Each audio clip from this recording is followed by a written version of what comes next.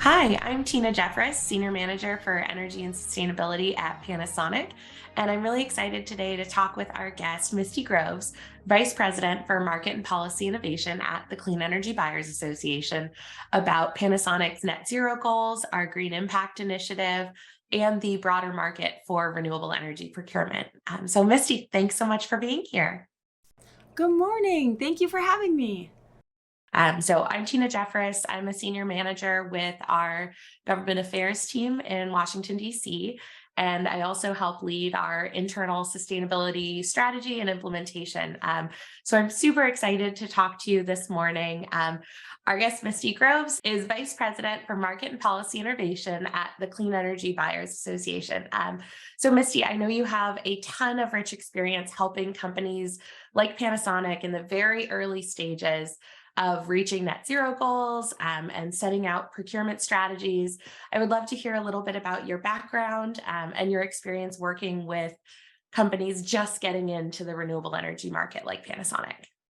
Absolutely. And thank you for having me. This is my favorite topic. And I'm delighted to be here and to talk and hopefully provide some context for companies like Panasonic that are just entering the market and for those buyers that have been in the market for a while because the market changes. And I think we're going to talk a little bit about that today. So the first thing I'll say is that let me set the stage that corporate, industrial, and institutional buyers, but today we'll be talking mostly about those corporate energy buyers, really have a lot of power, and I use that word very deliberately, to change the market. So in just this year alone, through September, those corporate energy buyers have actually announced deals at almost 11 gigawatts. And so we've seen year over year demand, year over year deals, and we've seen year over year growth of new entrants in the market. And since 2014, and I've been in this game since 2014, not at CEBA, but in this industry, since 2014, those corporate energy buyers have actually transacted for about 57.5 gigawatts of clean energy, mostly large scale, grid scale wind and solar. But that represents a third of all capacity added during that time. So I wanted to just set the context that whether you're new to the market or whether you've been in the market for a while, we are seeing incredible clean energy development and deployment being pursued by these corporate energy buyers. Awesome. Yeah. And so to give a bit more context about Panasonic and where we're at in our journey, as you know, we are a recent CEBA member. And so we've been so grateful for the resources you guys have to really get all of our employees across functions up to speed. We like to say that all jobs at Panasonic are sustainability jobs. You can no longer really separate facilities or legal or even finance from what we're trying to accomplish on a broader scale. So our CEO announced actually last year at CES our Green Impact Initiative, and that really has three pillars. The first of which is fixing our operational footprint. And so it's that scope 2 net zero, scope 1 and 2 net zero goal. And that's what we're really working with partners like CEBA on in terms of figuring out our procurement strategy to cover the load that we use in the United States and elsewhere. The other pillars of green impact, for your context, Panasonic no longer makes TVs and VCRs. Well, we do, but at a very small scale. We are actually the largest EV battery maker in the US. And we also have a robust solar business. We have energy efficiency products, home energy storage. And so we're really, from a business perspective, involved in every single part of the energy transition. And so it's really exciting to bring together both this mitigation of our internal footprint along with the new products that we're bringing to market, and also some forward-looking technologies like fuel cells and other hydrogen products. And so we really have an all-in approach from our R&D to how we run our manufacturing internally in terms of meeting our net zero goals, as well as just contributing to the broader energy transition.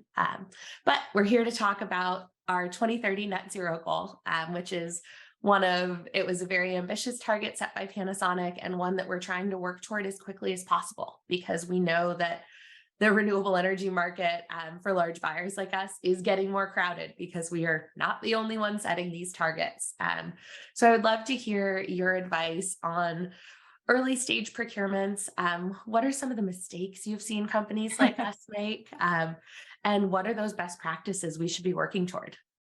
Excellent. And let me just say congratulations for setting such an ambitious goal, and what a unique position in the market, because not only are you looking to be a clean energy buyer, but you're involved in the supply side of this market as well. If I'm to sort of just talk about the demand and supply.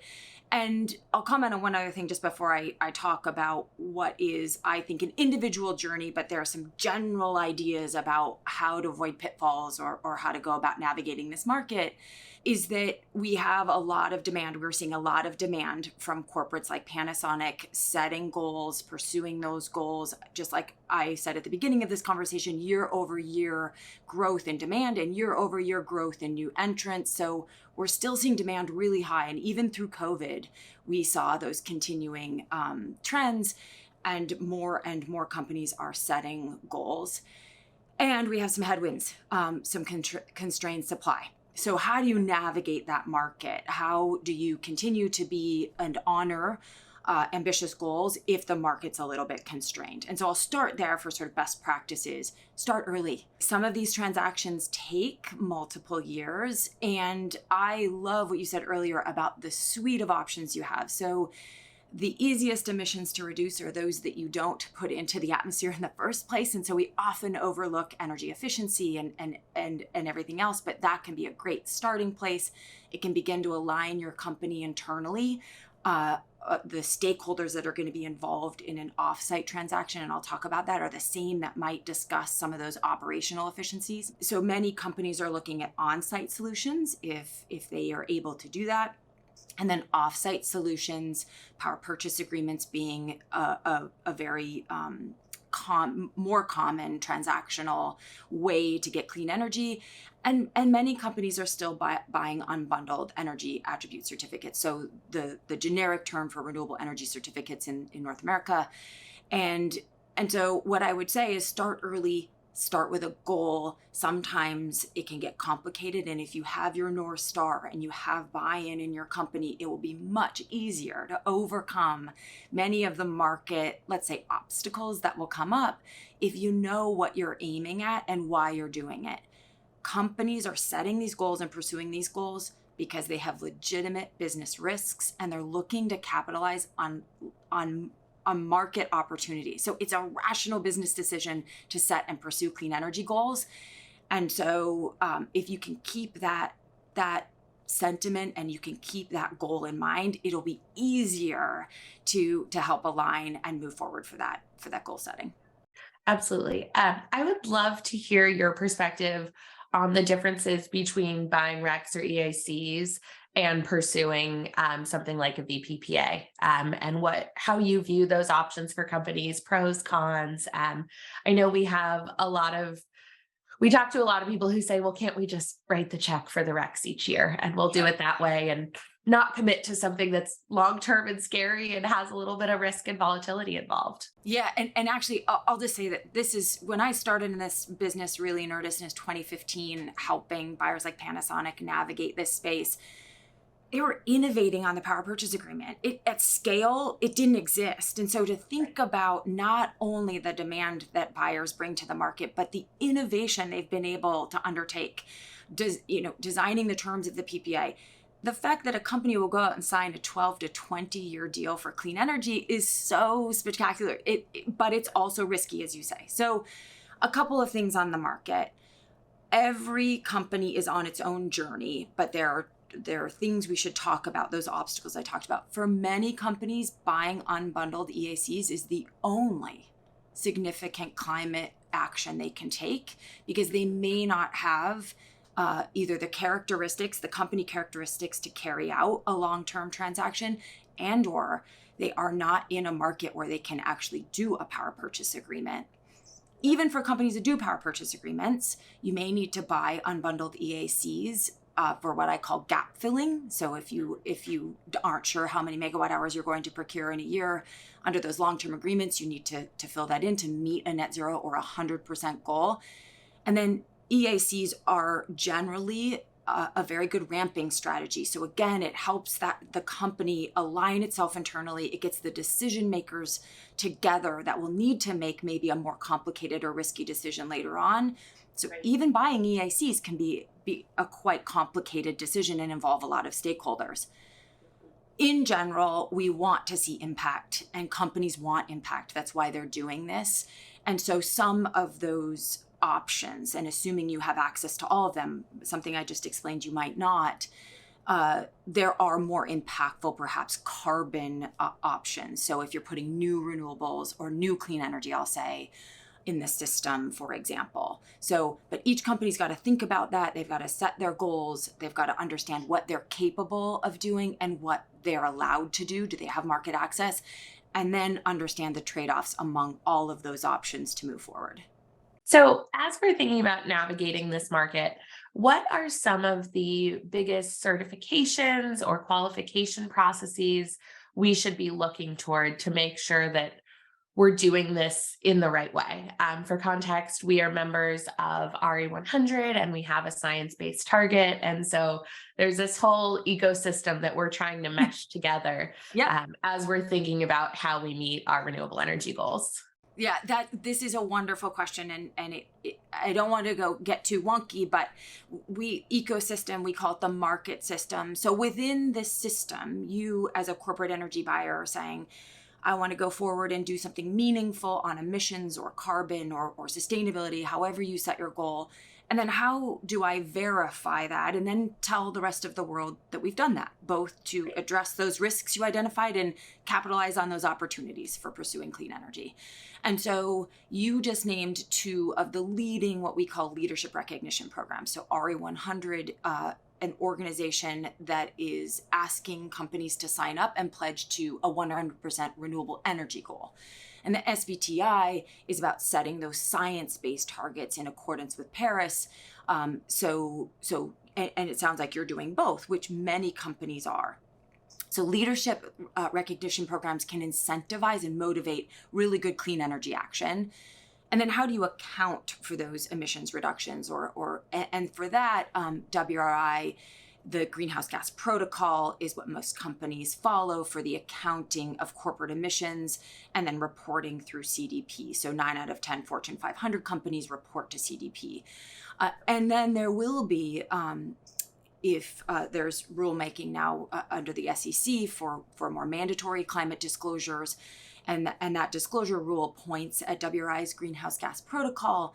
And so that's the market system. And for any one company, different components of that will drive different behavior. So if you're really focused on scope 2 emissions reductions, you might really care about what WRI says about your footprint in scope 2.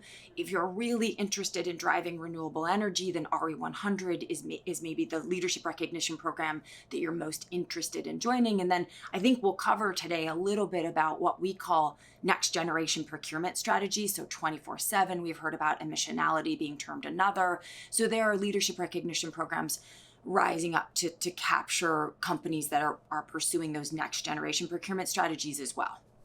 Awesome. Yeah, I would love to ask you about some of the most exciting deals that you've seen. I know companies are working toward 24/7 procurements. We're frankly not there yet, but we want to work toward that over time. So would love to hear your thoughts on specific deals you've seen or specific targets you've seen, and how companies are really making that leading edge procurement happen. Yeah. And what I'll say is, at the Clean Energy Buyers Association, we represent a wide range of corporate energy buyers. And so we've talked a little bit about that today. Companies that are positioned only to enter the market through buying unbundled EACs. And unbundled EACs can and do send good market signals for clean energy.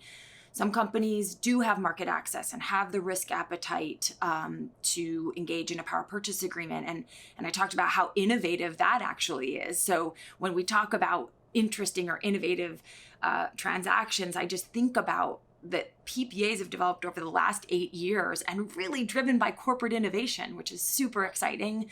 And now And now we're seeing some companies say, what else can we do? And what is grid transformational? So a 24/7 procurement strategy is something that you just said a lot of companies may find very difficult as a procurement strategy.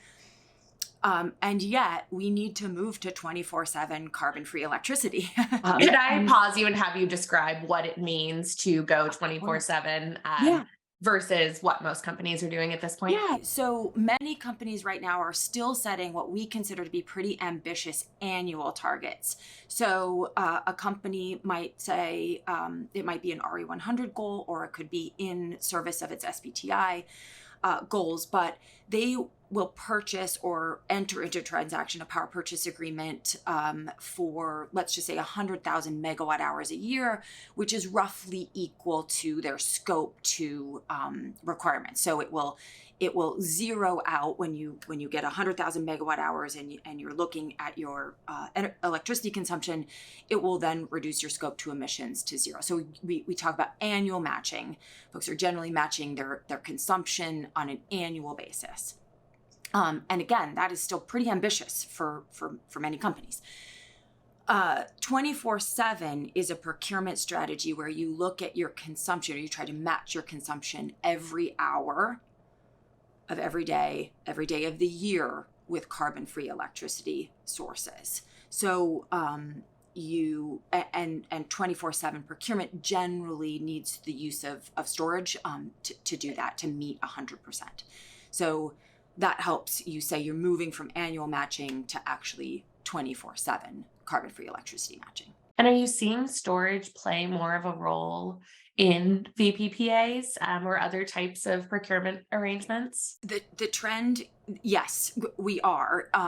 Of that 57.5 gigawatts, though, that I talked about since 2014, a small percentage of that is storage, but we're seeing, I think, a high potential for the integration of storage, especially with wind and solar, grid scale transactions.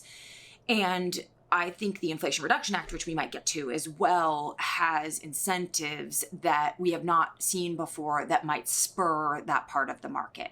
What I will say is, just like we've talked about, companies are looking within the market system for leadership recognition programs, accounting practices that drive behavior, but also verify their clean energy action. And right now, we do not have energy attribute certificates that have the right information, the right granularity for companies to be able to take advantage of things like storage or clean hydrogen at scale. And so that part of that market system has to evolve to enable companies like you to pursue other clean energy technologies, which we are very hopeful about, but that's something that needs to evolve in the market. Right. Absolutely. Yeah, I'm so glad you brought up the Inflation Reduction Act. Panasonic, mainly in the US at least, makes EV batteries. So automotive storage, not stationary, but we are really excited about just all of the action in the battery supply chain and bringing it onshore and hoping that that really changes the supply going forward, not only in the automotive sector, but also in the stationary storage sector. So we're really excited about the manufacturing side, but I would love to hear your perspective on how it changes the incentives for utilities, for corporate buyers, and what you expect to see in the market as a result of the new investment tax credits, production tax credits. Is this good for corporate buyers like Panasonic? Do we know yet? I'm going to say yes and be very bold. Yes, the Inflation Reduction Act is monumental legislation. It is almost $370 billion in investments in climate tech, in clean energy technologies, and all of everything we were talking about today. Yes. There are some obstacles for us to fully realize the potential of the Inflation Reduction Act, but I am maybe the ever optimist that we can do it. And maybe we'll get a chance to talk about that in a minute, about what we're sort of focused on as the major obstacles. Yeah. For me, and I've been in this business for a while, the Inflation Reduction Act stabilizes the market. So corporate energy buyers are voluntary energy buyers. You're going into the market and saying, I'm going to pursue clean energy voluntarily, and you need that market system to be primed for you to do it. The Inflation Reduction Act extends critical tax credits for several years instead of the volatility that has been present in the tax credit space. And so it gives us long runway for investment, for making decisions. And that, I think, is the most fundamental piece of the Inflation Reduction Act, stabilizing the market so that innovation can continue, so that companies like Panasonic can continue to see the future and make good business decisions, invest in long-term solutions. And so that's really important. The other is that we see for the first time a tech neutral, a zero carbon ITC PTC coming out of the Inflation Reduction Act. So we talked a lot about other enabling technologies that should and again, for long term. So again, we should see that long stability, that investment, those signals in those technologies. And so what we may not see is immediate downward pressure in prices for power purchase agreements for corporates, because generally that's what people are asking is like, is this going to help with supply? Is it going to enable me to have more choices in the market? It will.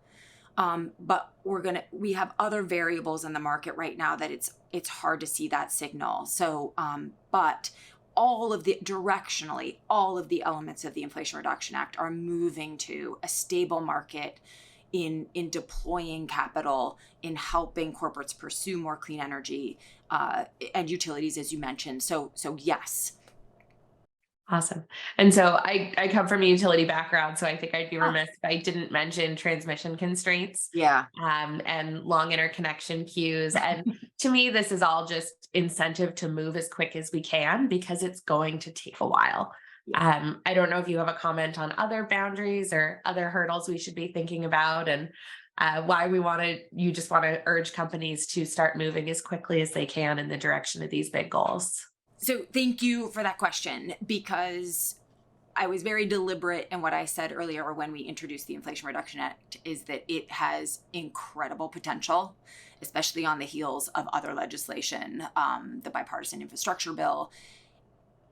But we need to address near-term permitting and transmission constraints.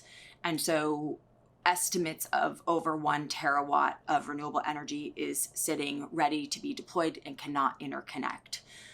And there are some estimates that upward of 75% of those projects then will ultimately not be built.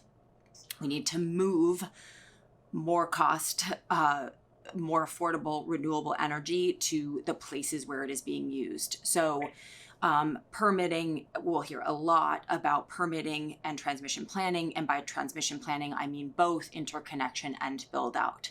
And so there are really favorable emissions reductions modeling coming out of the Inflation Reduction Act. We are actually on target to meet stated goals for emissions reductions, but only if permitting and transmission are much improved from the current state.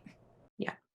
And frankly, permitting reform is a big deal for not only for the bulk renewable energy, but we also think about it from the permitting side for the rest of the battery supply chain.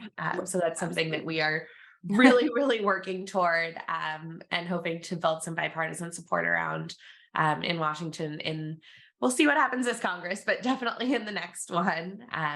So I'm so grateful for your time. I would love to just ask if you have 1 or 2 tips for Panasonic at this stage in our journey.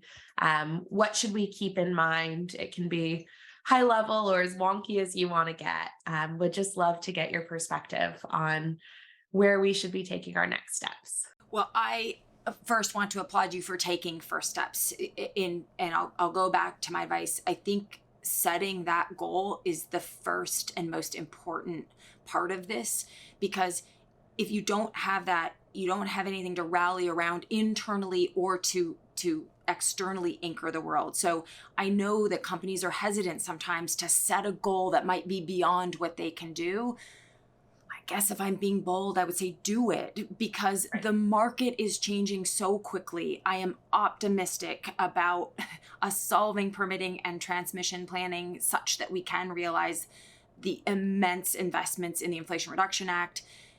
But if we don't set those goals and then really internally align to achieve them, then there's no way possible. And organizations like mine, other organizations are working behind the scenes to solve many of the macro issues that are the obstacles, the market and policy obstacles that are, keeping us from moving forward. But it helps when we have companies saying, no, for legitimate business reasons, we are committed to this goal and we're going to pursue it. And I think the other thing is to look at all of the options. I think we're going to start to see relative differences. So if you have a goal, now you have just ways to reach it. And so internally, you can do a much better cost-benefit analysis and comparative analysis about which path is best. And it might actually involve elements of several paths, which is the other thing I would say, is that you don't need to lock yourself in necessarily to one way, reevaluate.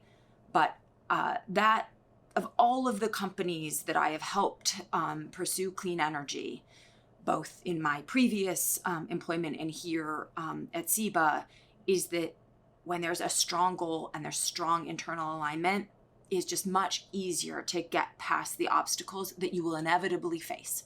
And they might be different in 18 months than they are right now, but that will help you get through. Absolutely. Thank you so much for this time. This was a great conversation, and we really look forward to continuing to work with CEBA. We have Absolutely. a long journey here, so it's important to have good partners like you all. Well, you have our support. And again, just want to applaud. I think this is the first and most meaningful step. And it's so interesting, your position in the market, just like you were talking about, both as a buyer and also being involved in other aspects of the industry, just make it all the more important that you're engaged in this conversation. So thank you so much for having me. And I look forward to talking again. Absolutely. Thank you so much.